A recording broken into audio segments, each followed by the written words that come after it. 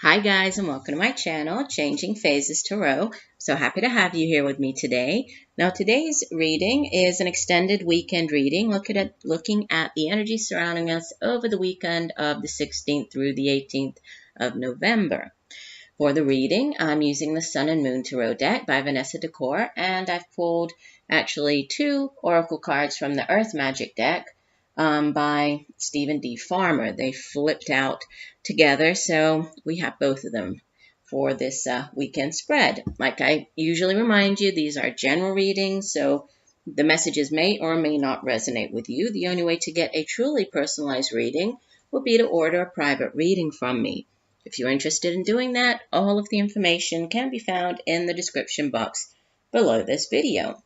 All right, so let's jump into it.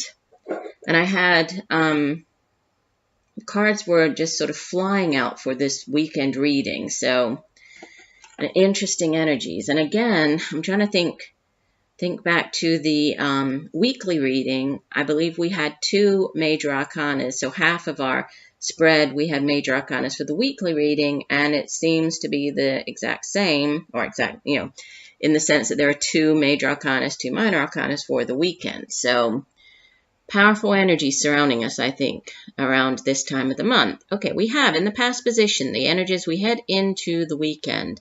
The King of Swords. He is followed by Major Arcana number 2, the High Priestess. And the outbound energy for the weekend, so energy as we head into the next week, we have the Prince of Wands. And at the bottom of the deck, the overall energy for the weekend. I love this card. This is Major Arcana number 13, Death. In this deck, it's called Death Rebirth, and obviously you can see we have the phoenix arising, right? Rising from the ashes here. And from the Oracle deck, we have Fire, Passion, and DNA, Karma. And I swear, I'm not sure if it was last weekend or a couple of weekends ago, but I remember getting this death card with the karma card. So for many of us, I believe that there could be, some type of karmic situation you might be dealing with, karmic situations, relationships at this time. There's also a lot of fiery energy that I see here. So you might be dealing with we have swords, we have wands, so maybe dealing with an air sign individual or fire sign individuals, but we will get to all that in 1 second. So I think starting off with the King of Swords in the past position, air energy, it has to do with our thoughts. It's the suit of the mind, right? The intellect is where we come up with our ideas. It's also how we sorry about that. I had to pause. I was having a sneezing fit here. So again, air energy, dealing with our thoughts. It's communication, how we communicate to other people or with other people. And oftentimes this King of Swords, since it is he's an older energy, right? It could be an actual individual. And we do actually have the two minor arcanas are both court cards, so could be people that we are interacting with, playing a significant role during this weekend. If so, this would typically be an older air sign individual, male or female, right? Not gender specific in these general readings, but Aquarius, Gemini, Libra. And since he is a very astute person, he's very smart. He's very knowledgeable. He uses his intellect. He uses his knowledge to kind of push him through life, to, deal with the different situations that he has to deal with. He's very much about using, it's his head over his heart if there's a decision to be made. And he's usually a very just person, a very honest individual, right? He carries the sword of truth with him. Oftentimes when he appears, he can be, like an authority figure. He can be somebody who offers you good advice, such as like a lawyer, so legal counsel, can be like a judge. He can also be somebody in the military or police force, somebody who has that type of authority, or is in that type of authority figure, and is somebody who, he's very fair. This could be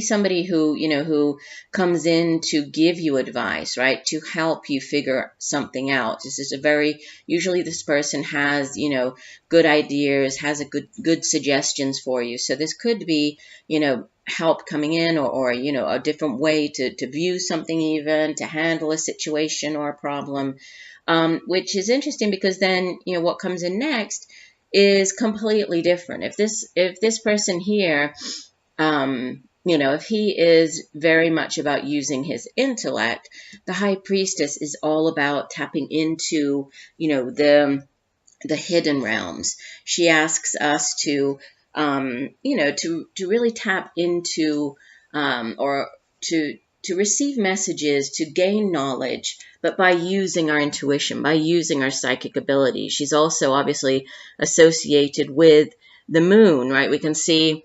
And it's interesting the way, in this particular deck, you see she's standing between the two columns. So she's like in between the light and the dark, merging together this light and dark energy. She's also linked with the moon, very much associated with intuition, with, also with, bringing together. I mean, she's able to bring together this light and, the female male elements here, and she really sits kind of between our physical realm and the spiritual realm. So when this card comes out, I usually suggest paying attention to messages coming through in non-traditional ways, such as through repeating numbers, signs, synchronicities, also dreams. Pay attention to your dreams. You see that here there's actually let me hold it up again. It's like there's a book here, and this open book, it's like it's coming out of this water, which represents the subconscious. So there is knowledge here. And going back to the King of Swords, this can also be about, somebody who imparts knowledge, who is able to clarify or bring clarity to something. So there could be, this melding of the two, this meeting of the minds by, sort of joining together this more intellectual approach plus, the intuition using the, this maybe non-conventional approach. By marrying the two, there is, you are moving forward here, because the Prince of Wands is the outbound energy. This is, and it's funny because this card, in this particular deck, he always makes me think of the Chariot card, which is a card of victory and is a card of forward momentum and forward movement, although it's a major arcana. But in this particular deck, it's like he sort of reminds me, it's like a mixture of the Chariot with, with strength, with the Strength card. But this, again, could be an individual, this Prince of Wands. If so, it would usually be more of a middle-aged fire sign individual, male or female, but Aries, Leo, Sagittarius. And he is very much about, kind of forward momentum, forward movement. He is, this would be the Knight of Wands in the traditional tarot. And so knights go off on quests, right? Knights go off to bring things back. They go off in search of something. And it's interesting because he has, I'm not sure if it's going to show up that well, but you see what he's carrying there. He has this wand with a phoenix on it, which actually signifies transformation, spiritual growth, right? There's like a target. He has a target here on him. And so, obviously this concentration, this focus, he has the strength here with the lion. He's also an extremely creative individual, right? The Suit of Wands, it deals with the day-to-day matters in life. It deals with the work that we do. It can be creative endeavors and projects, And then it's our own creativity and drive and determination and ambition for getting those things done. And it's interesting that, he has sort of these references here to, this fire, the wheels with the blazing fire, like he's just, he's charging ahead. There's just so much excitement and momentum. Again, with the phoenix, his wand is a phoenix, and we have that again with the fire coming out in the oracle card, with the fire that's as it's represented here. And I love this. This is probably my favorite representation of the death card. I think it's beautiful, and the death card it's linked with the sign of Scorpio, so putting another sign in the mix here. I did say swords, right? Wands. We also have the sign of Scorpio, which is water energy. But it's a card of endings, right? Obviously, the death card, it does speak of a significant ending. This can be ending a way of thinking. This can be ending, a job, ending a relationship, ending a situation. And then it's really more about, the beginning, the rebirth, the what comes next, this phoenix rising from the ashes. And so it does have to do as well with release, with, letting go, detaching yourself from aspects of yourself, from past relationships, past jobs, whatever this past is, letting go of it, right? In order to give way to this new change, this renewal, this, passage, this moving through.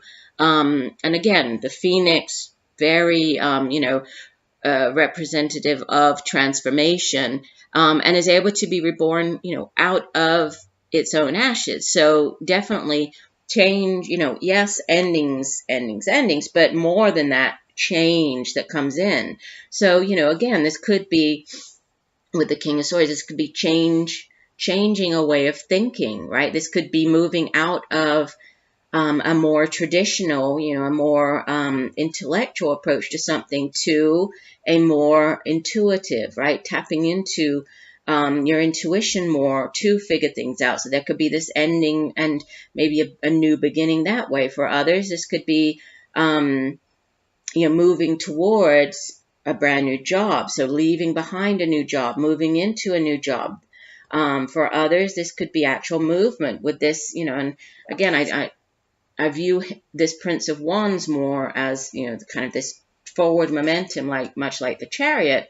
Although out of all of the knights, this prince is a knight, this Prince of Wands is the fastest moving, because if we think about fire, the same way that fire can flare up quite quickly, it can also burn out quite quickly. So this could be, as a caution, a cautionary message. This could be, to not allow new opportunities to get away from you, right? To really go after them. This could be a time-sensitive opportunity. You might need to act quite quickly on it. And also this King of Wands is a fast-paced, kind of forward. You see that he's charging forward as well. So there could be some type of time sensitivity here. Let's take a look at, I won't read the whole description for both cards since we had two cards come out here, but beginning with fire, which is very prevalent in the reading today. Let's see what this card has, what's the main message here. It says, what are your passions? What turns you on? What ignites that inner flame, that creative spark? When you feel devoid of passion, consider what is missing in your life. It is most likely an absence of fire in your belly, something that makes your heart beat faster and quickness of your breathing. Passion is not something that comes from outside of you. Although some events and circumstances can trigger it, it is an intensity of feeling, whether quietly experienced or enthusiastically expressed. Passion can simply be a strong feeling, or the sensation itself can be so powerful that it motivates you to act. This is too often associated exclusively with sexuality, which is certainly one way of experiencing it, yet it limits its meaning and demeans the broader possibilities. Open yourself to the truth of what you are passionate about and find a means to express it. Okay, and then the DNA karma card says, karma, a concept in many Eastern religions, is a Sanskrit word implying the greater universal laws of cause and effect, providing an implied code of ethics within the structure of the seemingly endless cycles of birth, death, and rebirth. We have the death and rebirth right here. Samsara, which we experience throughout our lives in many different versions. The mistaken notion about karma is that it's some kind of punishment, but it's far from that. In fact, in its purest form, it simply asserts that our conduct in this lifetime would determine our next incarnation. It has also come to mean how our behavior and actions in this lifetime create consequences in a slightly different version of the golden rule. And then it says, as far as this DNA goes, aspects of your soul entered your primitive physical self long before you had begun to take form. While the DNA that you inherited from your biological parents has a physical component, it also has a soul pattern that came together in the creation of you. You are predisposed to follow the karmic dictates of this patterning to some extent, yet as you evolve in your consciousness and expand the light of awareness, you can make choices that shift and modify this ancestral design. This is one of those times. You can feel the tug of your soul that is both ancient and karmic, yet you also recognize the persistent and loving communication from your higher self that contradicts the more familiar solutions before you. The choice is up to you, but know that every time you heed the guidance of your higher self, no matter what etheric or physical form it takes, human consciousness is elevated. In a sense, it becomes a choice between destiny and fate. And this is so interesting. I mean, these cards go so well together because the karmic, this DNA is really talking about the messages from your higher self, and this kind of this balance or moving from, which is what I was getting here, moving out of a more traditional way of viewing things to being more in tune with your higher self, listening, right? Tapping into that hidden knowledge, which is going to bring this excitement, which is going to bring you, and move you forward on your path. And could definitely, look at these three cards together. Sorry if I'm making you dizzy. Look how similar, all the fire. We have the, the actual DNA, which is, it was talking about the karma, the birth, the re-death, the death and then rebirth, which is what we have here. And then, finding that passion, finding something that, is really more in tune with your higher self, and then acting on it, right? And by doing that, you're tapping into this hidden knowledge. You're tapping into, you're more in touch with your higher self. So think about, there's definitely all of this fire, this reference to fire and new phases, this new, releasing, but then this rebirth. This could be for many of you, this could be a time where you are really kind of reevaluating and looking back on things and trying to figure out what is it that fills you with passion. Is the job that you get up to do every day, is it one that is like a struggle for you to get out of the door? Is it one that fills you with passion and excitement? If not, then, possibly you are not doing, what is best for you, for your higher self, right? For your spiritual growth on this path, that your soul path, right? So think about that. I think that there could be, and I feel I'm trying to think back to the weekly reading, but I think there are some similarities, some similar messages coming through. So definitely, if you haven't listened to the weekly reading, I would say go back, listen to it, see if there are any additional messages in there for you. But very, very powerful, kind of life-altering weekend and week, I believe, for many of us. So I do hope that the messages have helped. I thank you for joining me today. I look forward to reading for you again. And just know that I'm sending you much peace, love, and light for a wonderful weekend. Bye for now.